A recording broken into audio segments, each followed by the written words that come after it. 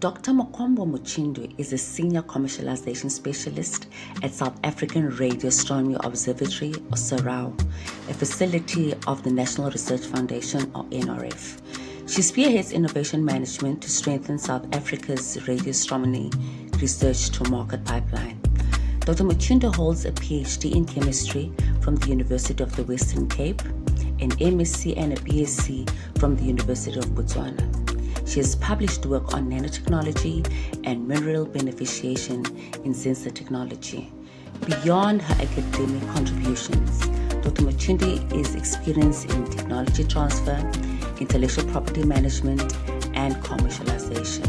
She previously worked as a scientist at Mintech and as a commercialization officer at the Council of Scientific and Industrial Research, or CSIR. Enjoy this conversation with me.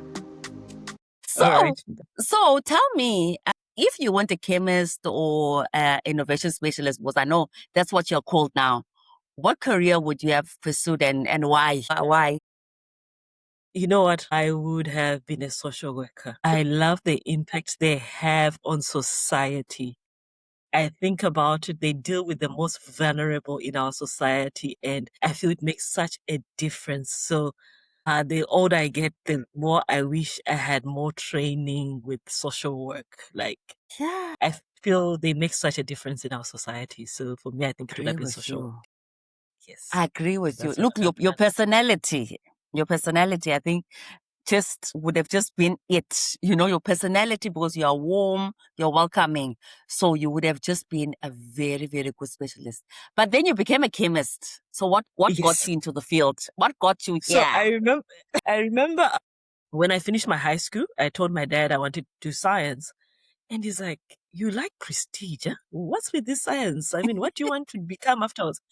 I'm like, whatever they become, I'll be that. So he knew his daughter very well. Like prestigious things. I'm a scientist. What is this It's science a thing? science. What is this? What is this? And for them coming from the arts, they really didn't have much exposure to science. So I went into science just out of curiosity. I just liked the fact that there was a lot of problem solving in science. So it was more out of curiosity. So I got into science. And it was hard. Nobody prepared us for the first year. It was hard. Yeah, because what's up with the high school training? Like, I always ask myself, what's up with the high school training? Like, it feels like there's some sort of a gap somewhere. Yes. So I think because I did the Cambridge ordinary level, I think people who had done A levels, I think they managed better. I think that's the bridging gap that we need to have. So it was from ordinary level into university. The maths was hard, but it was a must for you to have passed your maths. People who did additional maths also, I think, managed. So additional maths or advanced level Cambridge, I think they managed. So there was just that gap, which I found it was something else. So we started first, second year, we had to do all the sciences. And then third and fourth year, that's when you had to choose what you wanted to do. So I was doing biology. I liked biology. I was doing chemistry.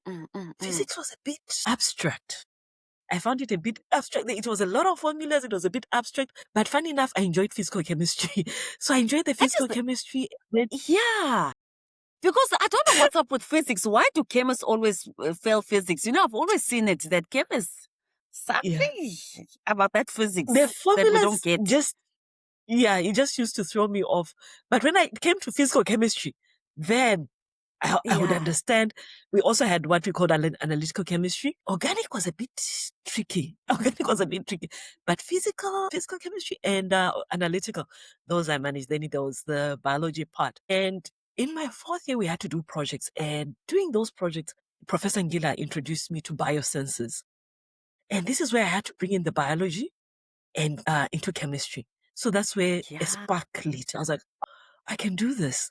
So I started doing biosensors, and it was quite interesting. I had to extract enzymes, put them on the biosensor, try to get a readout. And for me, that was it. I got it. And, I finished my first degree. And, it was with the support of Prof. Ngila, like, you know what, you can come back for your master's. And I was a privately sponsored student. So I went to my parents and they were like, no, just do a postgraduate degree in education. I'm like, I don't like teaching. I don't want to be a teacher. They're like, no, but what? I'm like, can you please just pay an extra year for my master's. Just Please, one please, please. more. Just one They're more. like, this girl, what's with her? I'm like, just like enough they're degree holders. So I was like, I need to go a level Yeah. above what you have. So that's the way Yes. we managed to strike a deal with them for me to do my master's. And during my master's, I got to travel to Prof. L. That's when My I actually word. met you too. Yes. I got to meet you then. And it was just a whole new world. I loved this city. There was just so much to the life. There was so much to academia. And I just wanted to continue. But there was no way I was going to go back to the parents and ask them to now sponsor a PhD. Like, no. Exactly. Like, Exactly. what? No. What motivation? Exactly. Yes. Exactly. So I told Prof. Ewa that, Prof, I would love to, but there is no way my parents are going to continue sponsoring me. And they said, no, for foreign students, we do have a leeway, like 5% for foreign students from the NRF, the National Research Foundation. So let's see if we can get you a scholarship, just a basic scholarship. And I was like, you sure about that? He said, yes, we can try that. So that's the way I continued with my PhD. Came back for my PhD. Yeah, came back for my PhD. And when I came back for my PhD, he said to me, now I want you to go to Ireland for a research visit. Yes. I'm like, overseas, me. I called my mom like, Mom, I'm going overseas. Things are happening here. It was super exciting. Like, I'm just replaying You the were time there. that when we were going to the airport. I'm thinking, we are going to the airport. Exactly. I was wearing my brown boob tube top then. And then you were looking for rooibos. I need to take my rooibos. Where's my rooibos? You know, for the longest time as a child, I didn't like hot drinks. And then I discovered rooibos. Just black rooibos with, Yes. no, just black rooibos. So I needed my rooibos. So there I am now flying to Heathrow Airport and I need my rooibos. We are late. It's just chaotic. But yeah, I got to go to Dublin and I always thought, we always have the impression that Europe is heaven on earth. I mean, that's the impression we used to have. And I get there and it's just like any other place. It's okay. And it rains a lot. But in the lab, we have like three workstations, and we have to rotate. You have to have a schedule. Unlike where I came from my master's, I was basically alone on that equipment. And I realized we are not doing so badly in Africa, actually. When it comes to research, we are also there, We are also there. It's just a matter of how we translate what we're doing. So yeah, I came back after 6 months and I remember you'd ask, like lunch, I would want to sit outside and like, what's with you sitting outside? I miss the sun. I just wanted to eat outside and just bask in the sun. Like whenever I had a chance to be outside, yes, I was making up for the sun. But I also learned efficiency, like how to be efficient with whatever you have. I learned that. I was lucky enough to be in a lab where we had people from Greece, Poland, Italy, and the Irish. They were very welcoming. But then I learned something. They were very proud of their cultures. Somebody from Greece, one of my friends was from Greece. The guy from Italy, my postdoc was from Poland. They were very proud of that. I mean, I spoke kind of better English and they'll ask me to help them out. And I realized there is absolutely nothing wrong with me being who I am. So I discovered myself and I would call home and speak my language. My mom would be like, aren't you in Europe? Why are you speaking our What's going on? Like, well, there's nothing wrong with me speaking my language. So for me, I got to learn a lot about myself and just how the world accepts you for who you are. You don't need to be apologetic. I'm who I am. I'm from wherever I am. That's it. There's nothing wrong with that. So there was a lot of discovery in all that. So yeah, that's the way I did a bit of research, came back. I thought it would be done within 2 years maximum, Yes. The sensors were not cooperating. Tell me about these sensors. For somebody listening now to us, what are these sensors? Like, just in layman's term, what are they? What are these sensors? So a sensor is basically just an electrode, something that can conduct, an electrode is something that can conduct electricity, and then you modify it. You modify it either with chemicals or with something biological, and you're able to analyze whatever it is you're interested in. So it can be pollutants, something medical. The most common famous one is the one that's used for glucose, the diabetes sensor. So that's basically so this is where you have something that's electric or can conduct electricity. You modify it and you get your sensor. But to get that modification right, to get that, because it's almost at an atom level, you need to know what's on that surface, the way you clean it, whatever solvent you are using matters. So you really need to pay attention to detail.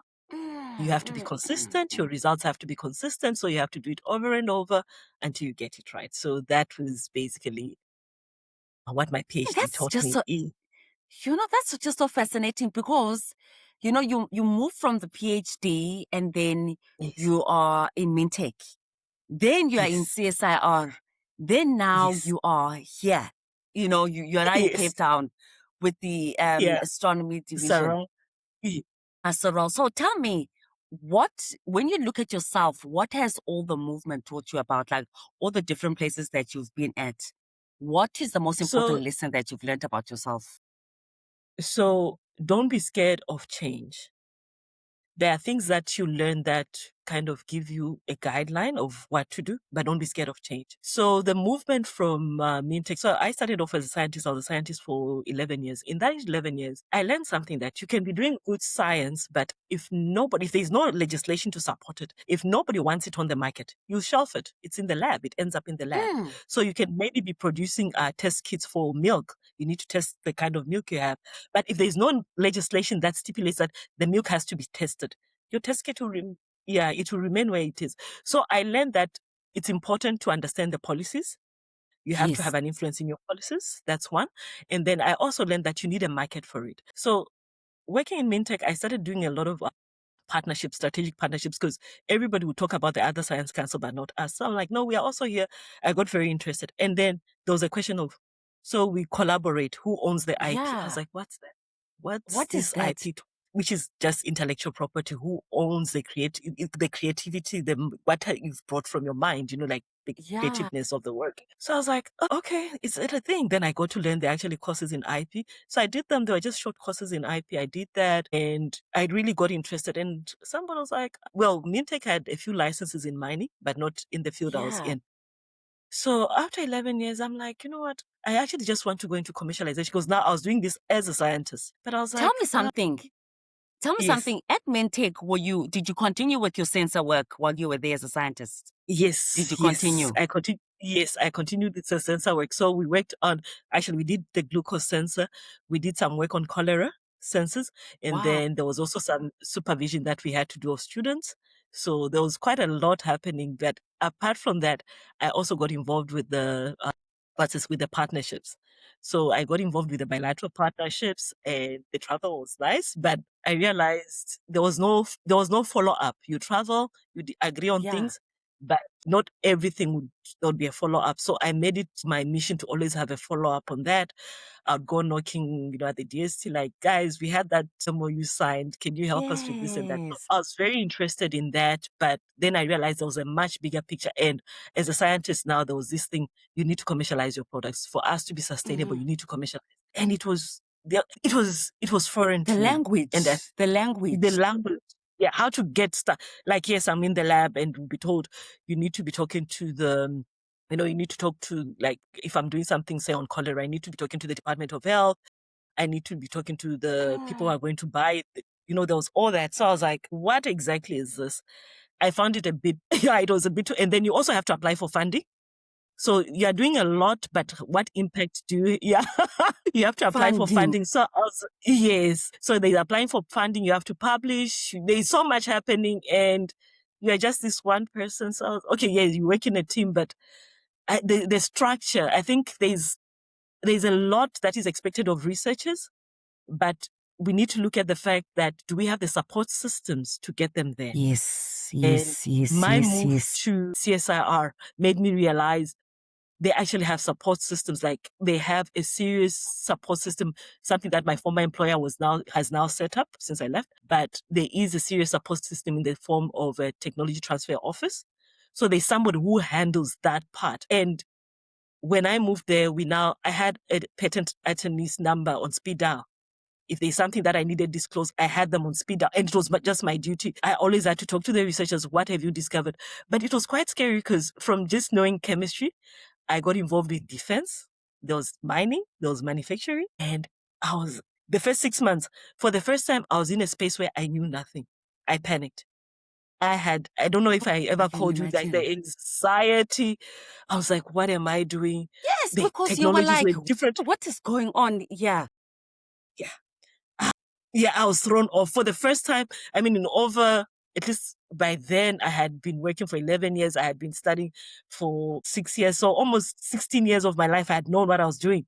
And now I'm in this space where I actually know nothing. But yeah, it's all brand new. But that 6 months taught me to listen.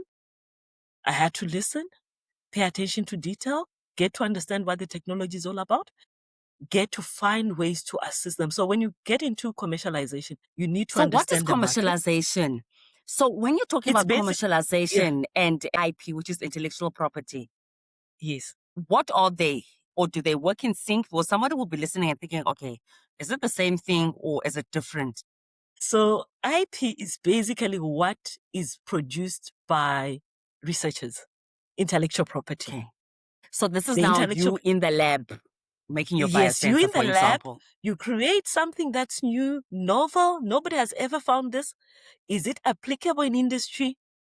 You protect it. That's your IP. So IP, it can be a design, it can be a trade secret, it can be patent. There are different forms of IP. So you just find a way of protecting it so that you have the right to use it. So that's where IP comes in. So researchers are supposed to be, but most times when we were being trained, we didn't know much about that. Like you just wanted to go and show it off at a conference, you know? Yeah, but then there is now, you're usually told to fill in an invention disclosure so that it's recorded that you found this. And then the technology transfer office then would advise you on how you can protect it. And even when you are presenting at conferences, they'll tell you how to present so that you don't disclose the secret sauce. You know, there's that thing of wanting to show off the secret sauce. That one drop of something extra.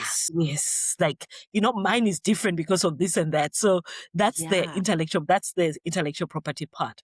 And then when you talk about commercialization, it's now taking that intellectual property to market. So it can be services, it can be a methodology, it can be an actual product, taking it to the market. And so let me give an example now. Let's say I create, I like lipstick, you know, I like purple lipstick. Yes.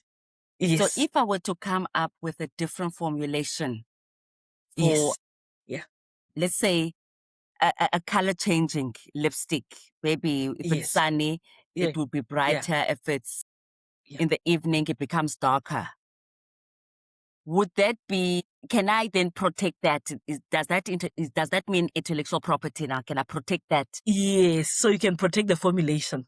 You have to make sure that nobody else knows that formulation. You can protect the formulation. And by protecting it so that you are the only one who is able to use that formula. So that's basically what IP is all about. So you are the only one who is able to take advantage of that. If anybody else does, you are able to sue them because it's protected, it's your patent. I see. Yes, so that's basically so now what commercialization would be me putting it in clicks. Yes, now that's a commercialized product. When it's on the market, then it's commercialized. And you see, the biggest thing is that gap from the lab to the market. That's where, because we write theses and then we never go back to them. We never go and read or even check it again. I looked at my biosensors. Remember, I was dealing with mycotoxins. I did ochratoxin. Did I ever talk to a farmer about that? No. I should have talked to farmers. I should have talked to the agriculture department to take it. Those are the people who are going to assist me. So I was just happy to have published the work. But we need to do more. This is very important if we are to be sustainable. Because we talk about we need to create industry. Who is creating industry? It's us. We need to create that industry. Yeah. So because that's we where never actually. Yes. Okay. That's where because it means then researchers should be calling you right at the start of the research once we start doing the work. Does that mean that we now need to talk to you and say, yes, we need to have that conversation right now. So I moved because I had spent a good 3 years. I got to kind of have an idea. And I was like, but am I only going to, because what I learned was I knew one way of doing that. I had that thing of only, being loyal, sticking to one place. But then I was like, I'm only going to learn one way of doing this. What else is out there? So it was the curiosity And okay, the life, what do you call it? The life work balance? I miss it. Yes, yes. Yeah. That thing is important, eh? That thing is important. That thing is important because Yes. you need to go and play. Yes. When the other children are outside, Yes, you need to also be, you need to be next to when the the sun children. is out like today. Yeah. Yes. No, you need Something to needs go to, out there and just walk on the beach. Yeah. you know, Yeah. So true, you remember our days in Camp true. Bay. We I'm need telling that. you know, just lie down. Even if we're broke, Yeah. we just lie down, Yeah. you know, We bask used to in do the that. sun. Buy Like, you buy know, our cheap ice cream. Yes. Yeah. 2-liter No, I Coke. just needed to be able to take Exactly. straws. And share. Have different That's an straws and share. outing. That's it. Exactly. Ubuntu, I mean, I looked at the Exactly. photos we took as students. We used to have so much fun in our broke state. I was like, I'm I want to go telling and you. relive that life now as I'm somebody who's telling you. working. This is before all the Yeah, responsibilities. Now, even when you're spending your money, like you're waiting for a phone call from home, like, "Hey, Yeah. maybe there's something Yeah. that's not done. So don't Yeah. overspend. It's like you're holding Yeah. yourself from overspending. You Yeah, know? you have to be the adult now. No, you have to be the adult. No, yeah. So it was that, and I was no longer scared of being in a new space. So you talk about radio astronomy. I'm still learning what it is. I've just been there for about 6 months now. I'm learning what it is. They're still they're still putting up satellites in the Karoo. So Okay. I think the good thing, I was going to tell you that one thing that we're doing now is having a conversation with the researchers. When they upload their projects, we want to know what's the potential IP. We follow up on invention disclosures. So it's something that needs to happen from the onset. And for this young organization, I think I get a chance to actually implement that. So we're doing a lot of that and also talking to market. What you learn about science, it's almost the same thing. It's just the data is acquired in a different way, but it's about how you package the data. So even then, there's a lot of data, it's big data that they acquire. So we look at who would need it, how can they. So the industries like right now, mining, those are some of the industries that we look into. So there's a lot of data that we get that can be used across different agriculture. There's work that's been done with farmers, agriculture. So there's a lot of work that's being done. So I learned that it's okay not to know, don't panic. Just make sure that you learn as soon as possible. And you are never, you need to have, what do they call it? You need to have that attitude to learn. Don't go in Humility. there as that humility, that's it. You need to be humble enough to say, I don't know. And you see, you come in with a doctorate, you are working with people who don't have a doctorate, but you're a doctor, like, no, I'm a doctor. I have a PhD in chemistry, not this. Yes. So, and I'm willing to help you. And most times, you've noted, researchers are taking it to market. So that's where I come in, and we need to have that conversation. So yeah, so there's that. There's a lot of humility as a person. You need to be willing to learn. And I say to myself, I do have my PhD. If all else fails, I can always go back to that. Exactly. So Exactly. yeah, you have that safety net. So you might as well I wasn't just too learn scared. something else. Yeah. Learn Yes. something new. Yes. Exactly. Yes. So tell Learn me, something new. But we it's a often gamble. think it's a gamble. I can imagine. Yeah. It's a gamble. I mean, but Yeah. I'm really, I must say, I'm really impressed at the way you maneuvered your career, really, because Thank you. it's the guts and the belief in yourself to say, you know what, I'm jumping ship right now and I'm going to start from scratch. You did it, you did it for It's CSIR, from Maintain. You did it again now at SARAO. So it is that willingness of putting yourself out there, that I admire. That I really thank you. admire. No, thank you.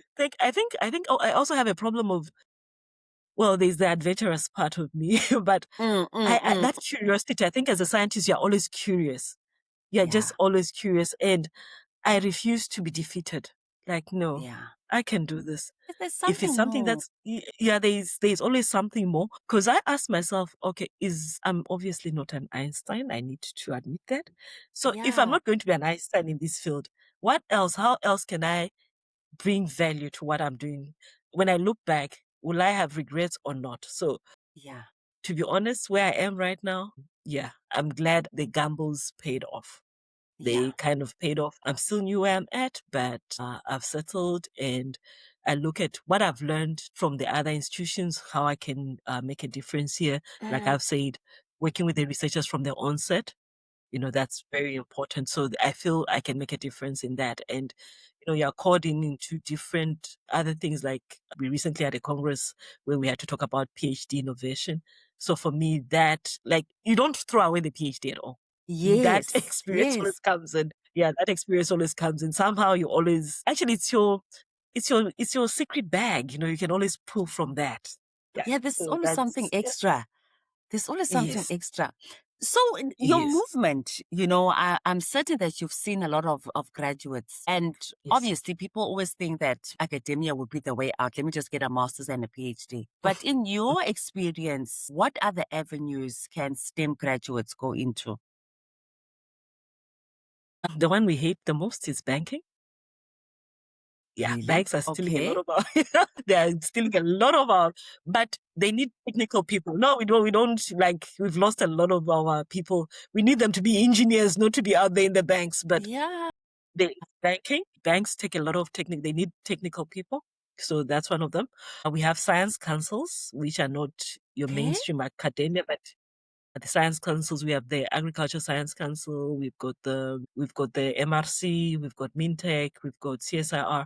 The science councils, those do research. So it's just that they're specialized in the research they do. So one can also go into that if they are into research. And I think the TTO has been around for the past. The Technology Transfer Office is now a thing. We look into IP. South Africa is looking at how we can make use of our IP. So that has been around for at least the past 20, 25 years. So it's something that people can also, if you're going to go into IP or commercialization, you need to have a technical background. Oh, the other thing is actually lawyers, patent lawyers.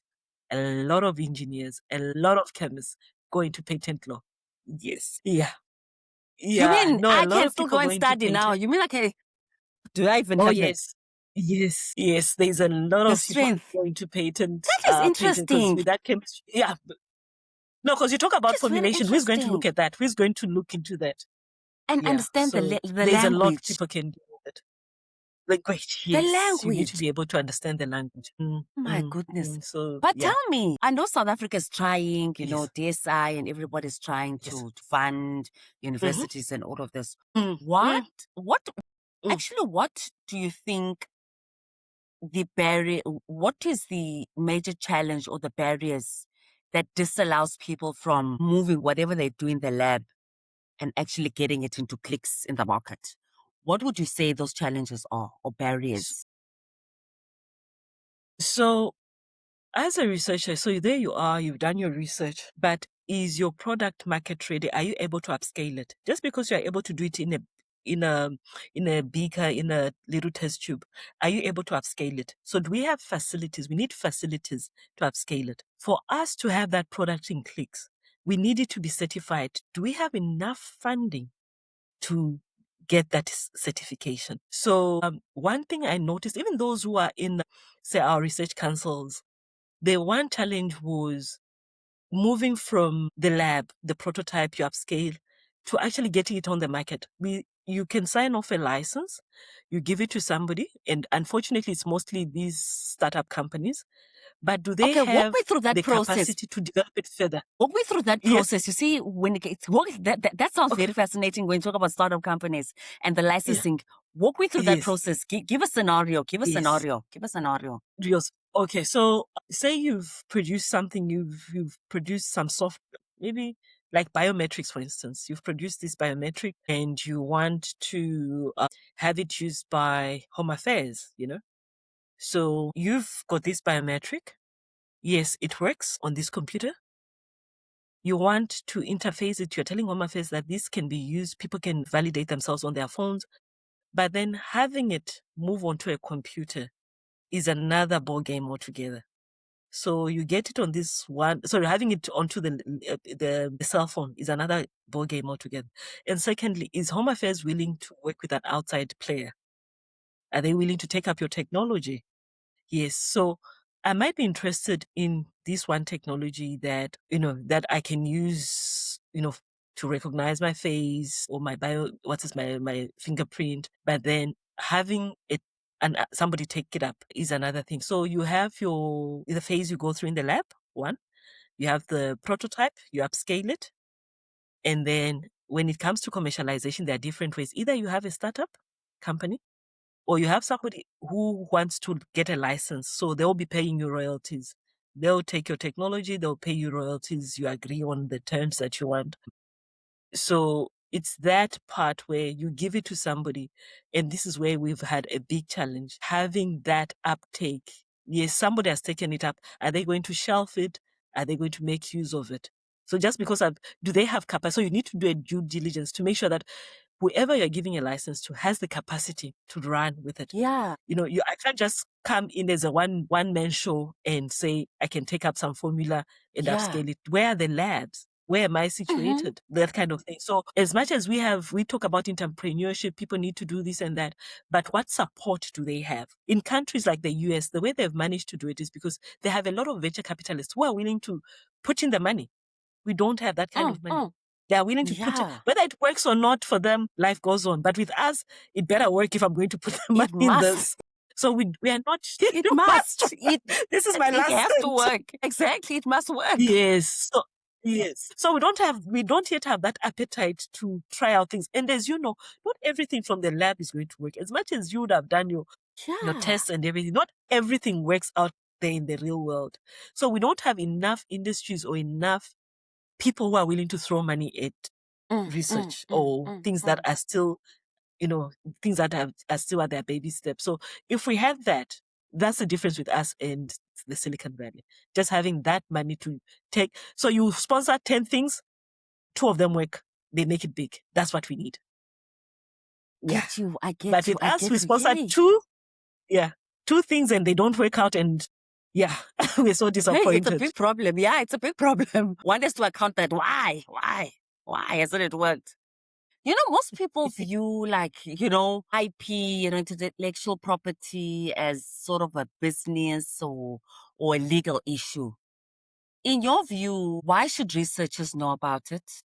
About technology transfer, IP, and also intellectual property. Why should postgraduate students know about it? So, people always think that intellectual property is a legal issue or a business issue. So when one is doing research or when we are training postgraduate students, why must they know about these concepts? Why do you think it's important for them to know about intellectual property and to know about IP and technology transfer? From the experience that you've gathered, why do you think it's important? Yes. I think just knowing the basics, knowing what a patent is, what can be registered as a design, knowing what a trademark is, what can be kept as a trade secret. I think just knowing the basics, and we have this World Intellectual Property Organization called WIPO, you just knowing the basics. As you are doing your work, it will ring a bell. You discover something, maybe I should get in touch with the TTO office, the tech transfer office. But when you are clueless on all that, you just want to go show off your stuff at the next conference, when you're clueless. So I think it's we want to brag. We just want to show hey, we've made a biosense. Yes. We've made it. Yes. But then again, I don't blame universities for doing that because your KPIs are on publications, on conferences. So we need policy that actually also supports patents. Do you have a patent? Do you have a design? Do you have a tracing? That should count for something. If you're going to come up with startups, if you're going to have, that should count for something. So we also need policy that talks into that. Yes.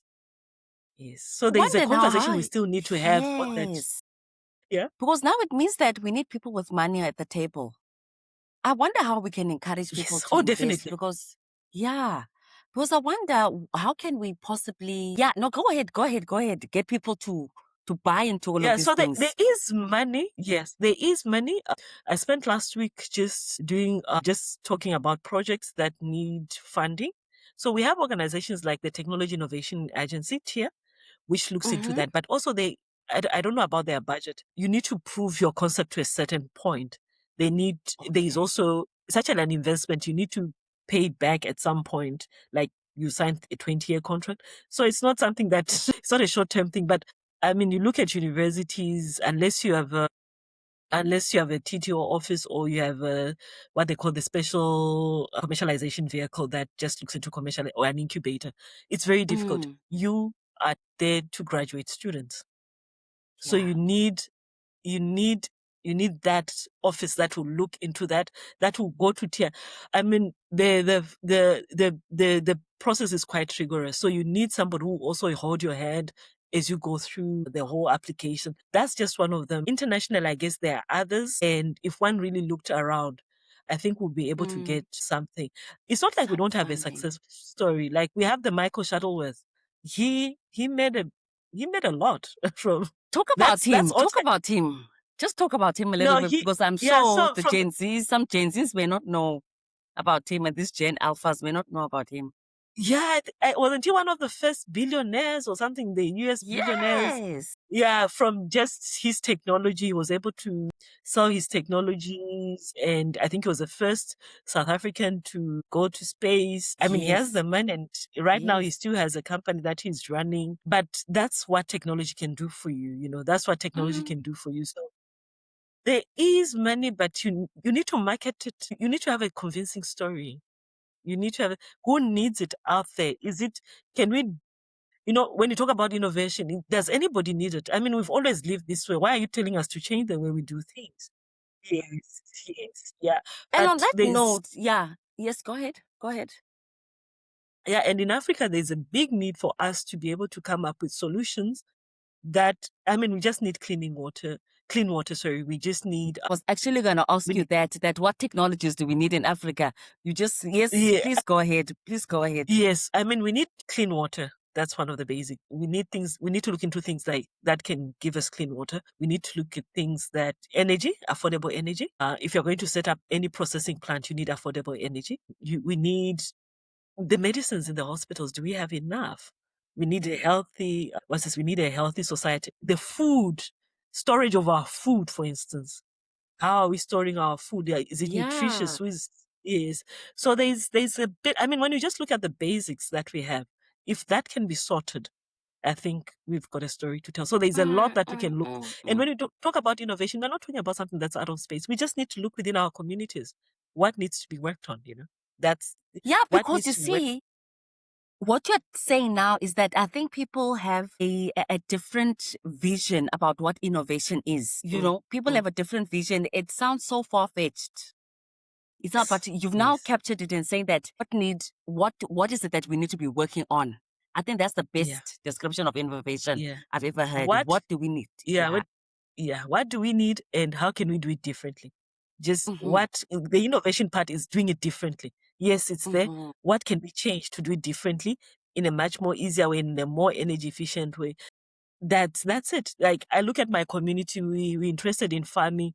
So you have all these tomatoes that are going bad, because we don't have proper storage. How about we come up with a way to store these things? We store our tomatoes. We start processing our tomatoes. We start producing that tomato paste. So there's so much that we can do with what we have around us. We shouldn't normalize, food rotting. We shouldn't normalize wastage. It's those things that so we need to look within ourselves. How do people get to the hospital? Do we, such things? Those are things that we need. There is so many challenges that we have, but we need to think outside the box. Yeah, we need to think outside the box.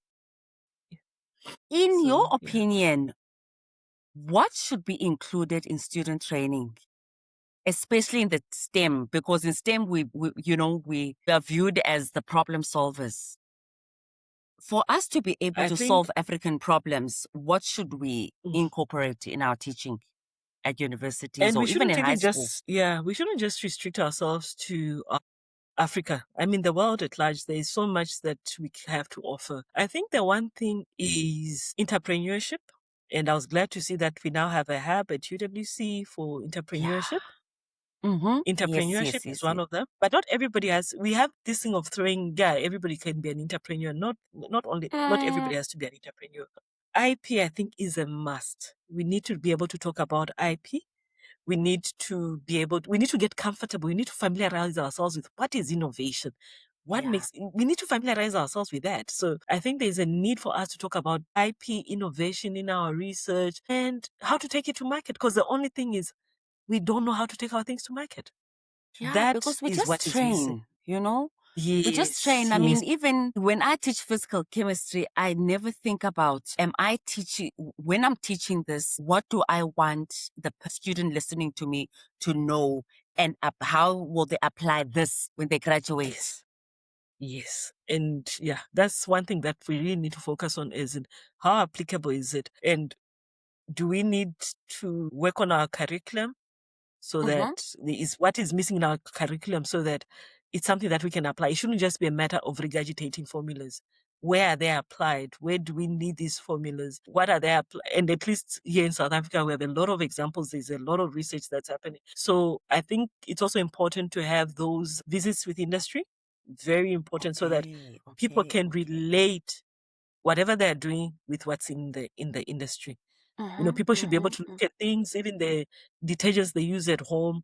How about we just have an experiment that looks at that, how the formulation of detergents, simple things like that. So those are things that the application, I think we do a lot of copy and paste, but we never internalize. We never internalize what we're working on. Yeah, so we need to internalize, and how does this apply in our everyday life? Oh my gosh. Listen, Komsi. So what is the future of PhD now? Where's the future of PhD and masters? Do we even have one? We do. We need, there's a lot. There's still a lot that needs to be done. We need PhDs. We need PhD. You know what? It was hard, but I don't regret it, because that makes you think. It's a lonely journey. You have that write-up, if you remember those write-ups. The way you look at life is never the same. It's never the same. The write-ups, the research, showing up when things are not working out. It teaches when you those skills that you don't want to wake up. You are angry.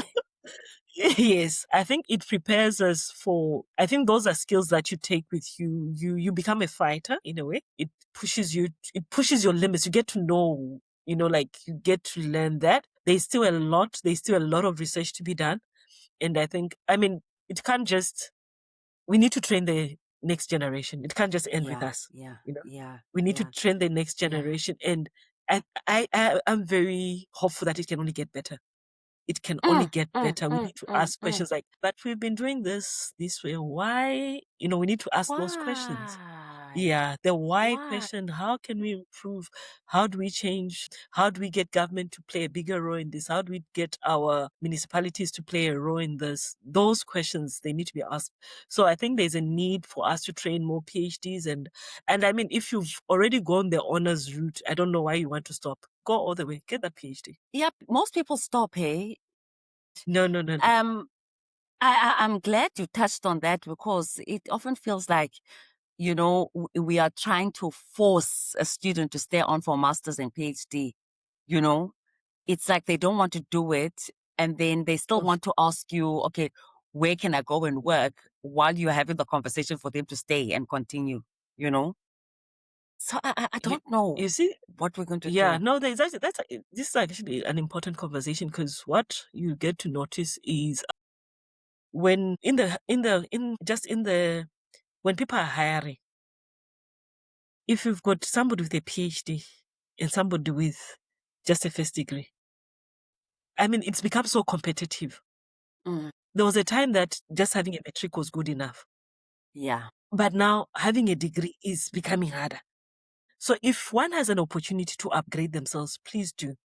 Please do, because if you're going to work for other people, they're going to look at those qualifications. If you're going to work for yourself, then it's a different story. But if you're looking for employment like the rest of us, it's highly, highly competitive. I think there's a time where I was shocked when the cleaning staff, they let go of the cleaning staff. I'm like, what happened? They're like, no, they don't have a matric. I'm like, what? They don't matric. Yes, they don't have matric. They don't. Yes. So it's gotten to that stage where you're cleaning, because you're working in a science council. You need to understand, you need to be able to read labels, hazards, and then they say, no, you need somebody with a matric. So that's how competitive the world is. So yeah, people just need to study if they have an opportunity to study. Yeah. It is rough. It is rough. Okay, now let's come to me now. Let's come to me. I have this PhD in chemistry. Okay. I'm in my early 40s. What course can I go and study? Give me an example of a course that I can go and study. Somebody like me sitting in a university and they are conflicted, they're having hot flashes now, they're perimenopausal, everything is going haywire in their Yeah. head. Or maybe a guy stuck and feeling like, okay, am I in the right career or not? What can somebody with a PhD add on top of a PhD in this modern South So Africa or modern in this one, era that we're yeah. in? So I think there's a master's in innovation, technology innovation, or the technology innovation management. That's one. That's if one wants to go the formal route. But the informal route, I would say, look up WIPO, WIPO. Just look that up. Look, go to the academic side. Those are free courses. Just test the waters. You don't want to be spending so much money and then you don't, you are not interested in it finally. Look at that and just test, are you interested in intellectual property?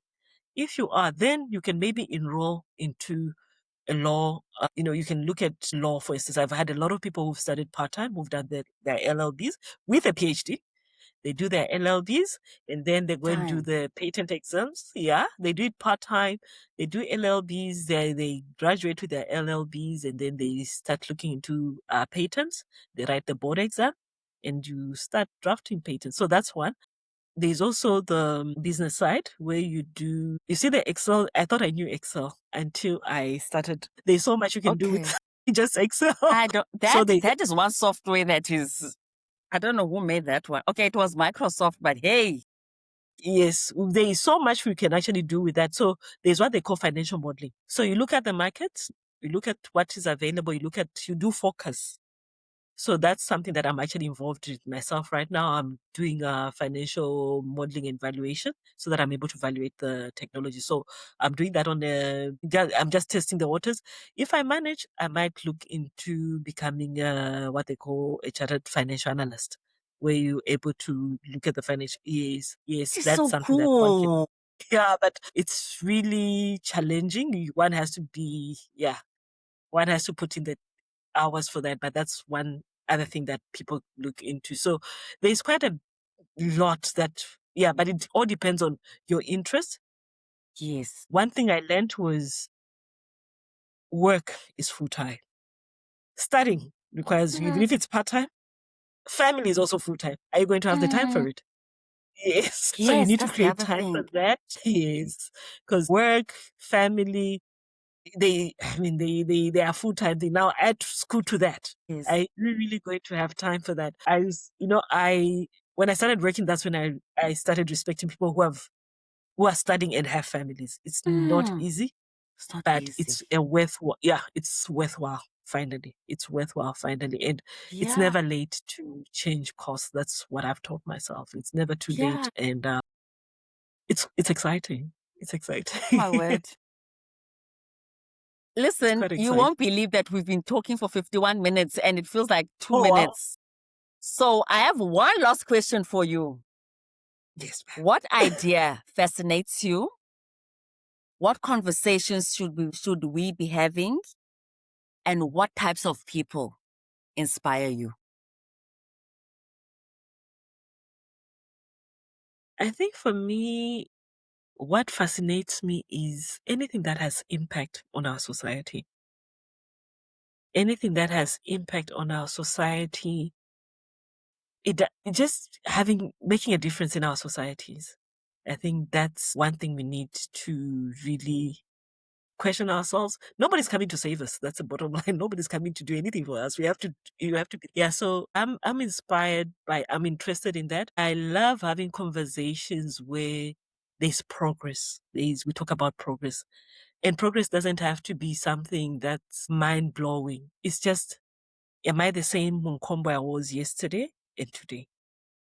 So I really want to have that conversation. Don't be scared to talk to lawyers. Don't be scared to talk to accountants, because then you get to realize that there is a lot more at offer, policymakers, because that affects what we do. That affects, so we shouldn't restrict ourselves. We had this thing of all my friends were chemists, but you realize the world is bigger than that. So depending on what your interest is, you need to talk to policymakers, you need to talk to funders, you You need to talk to funders because without money, that's much. a very Can't do much. yes. So those are conversations. We need to get familiar with writing for grants. We need to be having That because English is not easy, hey? it runs out. Yeah, it runs out. So we need to be comfortable with that. So there are different people that we can talk to. But at the end of the day, when it's all said and done, let's have impact in whatever we're doing. Let's have impact. It doesn't matter what idea you have. Let's just have impact in our, in our societies. And I think, Yeah. that's. So what's Yeah. next for Dr Munkombwe Muchindu? What's next? What's next? What's the next So, Dr. adventure? Munkombwe, What's next? So I'm trying to do the whole financial modeling. If I can understand that, Yes, you said that. the confidence. If I can understand that, the confidence is going to, because I'm in the financial sector now. So if I can just understand how the finances move, how, if I can understand Yes. the balance sheet, the income statements, like really understand that, Yeah. then who knows? But I Hey, really want to man. understand that language, and I'll see where life takes me. But for me, it's just the whole financial modeling and valuation. If I can get that, I'd given myself this year, and it's what, July now, so I need to lock in Yeah, no, and you're almost just there. get that You're down. almost there. Yeah. You're Yeah, almost so if I can there. do that this year, I think I'll be a happy person. So that's that for me. Yeah. I'm here I just came here, so I'm here for some time. Oh, Sissy, I'll I'm be so here for happy some for time. you. Thank you. I'm just so Thank you. happy because, you are the one that taught me what to do when we met when I was doing honors. And I'm just so happy and proud of what you've achieved. I know you're going far. I know you're still moving. I know you may think that this is it for you, but I don't think so. Because I know you're very adventurous. I know you're a risk taker. So I'm just so thankful that we met. I'm thankful for you. I'm really thankful for this session. I know there's a lot that will be learned by anyone. I've learned a lot as well, just listening to Thank you in terms of how am I going to strategize, and the conversation I'm going to have with my students are going to be different now, especially new students coming in to do Yes. postgrad. So, Sissy, I really want to thank you so much for your time and just for sharing your knowledge. Thank you very, very much. Thank you so I much, appreciate sis. the support. Yeah, I appreciate the support. And coming back here, I remember when my mom visited me, she said she's got a family in Cape Town. You guys are Yeah. family. I feel safe here, and I love it. I love it. Thank you for the I'm support. glad, sis. We can You only are do so family. much, but thank you. Thank you. You For are me, it's the family. support. Yeah. And you Yeah. allow me to be me. I love that. Thank Exactly. you. Just You to be understand? yourself. Like, are you safe? Are you okay? I really Yes. appreciate that. Thank you for loving me the way I am, and thank you. Really appreciate Thank you, it. sis. I don't Thank want you to so start much. crying. That's all I have for you today. Remember to follow us on social media at the Sociable Chemist Podcast. Do not forget to click the subscribe button and to turn on your notification button as well. My name is Professor Fanurani Ajayi, and I'll see you in the next episode.